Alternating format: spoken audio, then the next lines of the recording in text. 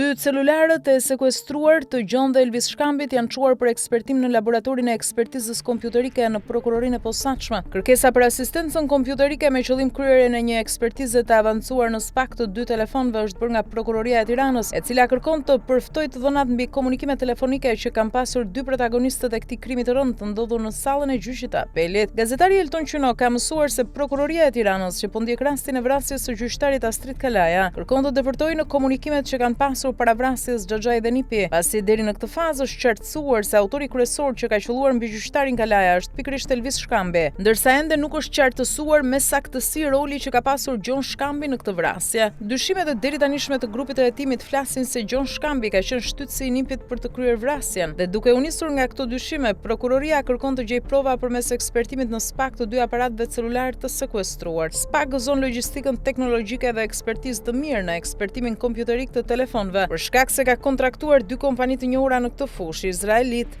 dhe kroat. Tashmë pjesa më e madhe e veprimeve hetimore që çojnë në dinamikën e plotë të vrasjes së gjyqtarit Astrid Kalaja është përmbyllur. Por Prokuroria e Tiranës po pret të njihet me aktet e ekspertimit të dy aparatëve telefonik që pritet të kryhen në laboratorin e SPAK-ut. Gjyqtari Kalaja u vra më 6 tetor të këtij viti në sallën e gjyqit teksa po shqyrtonte një çështje me karakter civil. Vetëm pak minuta pas vrasjes, Elvis Shkambi u vedorëzua pranë policisë në oborrin e gjykatës së apelit në Tiranë.